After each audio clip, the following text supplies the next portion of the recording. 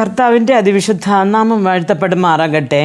മത്തായിയുടെ സുവിശേഷം 6-ാമത്തെ അധ്യായം അതിൻ്റെ 34-ാമത്തെ വാക്യത്തിൽ നാം ഇങ്ങനെ വായിക്കുന്നു: അതുകൊണ്ട് നാളെക്കായി വിചാരപ്പെടരുത്, നാളത്തെ ദിവസം തനിക്കായി വിചാരപ്പെടുന്നുവല്ലോ, അതാത് ദിവസത്തിന് അന്നത്തെ ദോഷം മതിയെന്ന് വചനം പറയുന്നത്. പ്രിയ ദൈവമക്കളെ, നാം ഇന്ന് മനുഷ്യരുടെ ഇടയിൽ അല്ലെങ്കിൽ നമ്മുടെ ഇടയിൽ നാം തന്നെ നോക്കുമ്പോൾ നാം ഇന്ന ദിവസത്തെക്കുറിച്ച് വ്യാകുലപ്പെടുന്നതിനേക്കാളും അധികം നാം നാളെക്കുറിച്ചാണ് വ്യാകുലപ്പെടുന്നത്. കാരണം എന്തെന്ന് വെച്ചാൽ ഓരോ ദിവസവും അതിനതിന് പാട് മതിയെന്ന് ദൈവവചനം പറയുമ്പോൾ അത് മറന്നുകൊണ്ട് നാം നാളെ നമ്മുടെ കുഞ്ഞുങ്ങളുടെ ഭാവിക്കായി എന്ത് ചെയ്യും?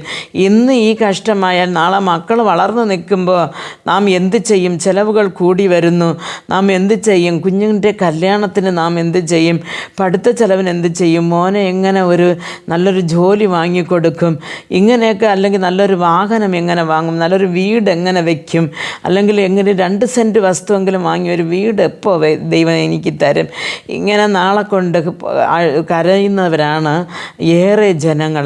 പക്ഷേ ദൈവവചനം എന്ത് പറയുന്നു പറഞ്ഞാൽ, ഇന്നത്തെ പാട് നമുക്ക് ഇന്ന് മതിയെന്ന്. ഓരോ ദിവസവും മനുഷ്യ ജീവിതം കഷ്ടതകളേറിയതാണ്. അപ്പം നാളെയത്തെ ദിവസം കർത്താവ് കരുതാമെന്ന് പറഞ്ഞിരിക്കുന്നു.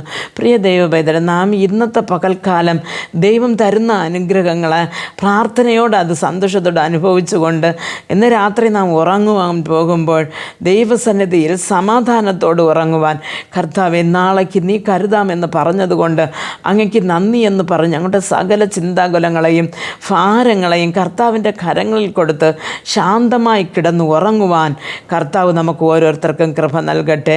നാളെക്കൊണ്ട് വിചാരപ്പെടരുത് എന്ന് പറയുമ്പോൾ നാം വിചാരപ്പെടുന്നത് കൊണ്ട് നമ്മളെ കൊണ്ട് ഒന്നും ചെയ്യുവാൻ സാധിക്കത്തില്ല. പ്രിയ ദൈവ പൈതലെ, ആയതുകൊണ്ട് നാളെയ ദിനത്തെ കർത്താവിൻ്റെ കരങ്ങളിൽ കൊടുക്കാം.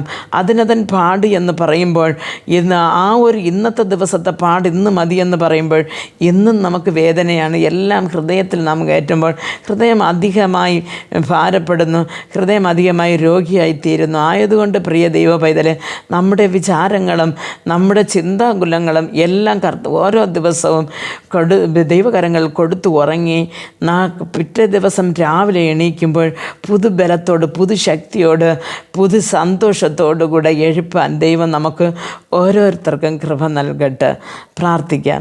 ഞങ്ങളാതിവാത്സല്യമായി സ്നേഹിച്ച് വഴി നടത്തുന്ന ആ സ്വർഗസ്ഥിതാവേ, കഷ്ടതകളും പ്രയാസങ്ങളും ദൈവമേ, അപ്പോൾ ആവശ്യങ്ങളും അത്യാവശ്യങ്ങളും ദൈവമേ ഏറി വരുന്ന ഈ സമയത്ത് കർത്താവെ, നാം അതിനെക്കുറിച്ച് ചൊല്ലി മാത്രം വേദനയോട് വ്യാകുലത്തോട് കർത്താവെ ഞങ്ങളുടെ നാളുകൾ കഴിക്കാതെ ഓരോ ദിവസവും അതിനതൻ പാടുകളെ കർത്താവെ ഓർത്തുകൊണ്ട് അങ്ങയുടെ സന്നിധിയിൽ അങ്ങയുടെ കാൽപാദത്തിൽ സകലതും സമർപ്പിച്ചിട്ട് ശാന്തമായി ഇന്ന് രാത്രി കിടന്നുറങ്ങി നാളെ രാവിലെ എണീറ്റ് അങ്ങയെ പാടി സ്തുതിപ്പാനുള്ള കൃപ ഞങ്ങൾക്ക് ഓരോരുത്തർക്ക് നൽകണമെന്ന് പ്രാർത്ഥിക്കുന്നു.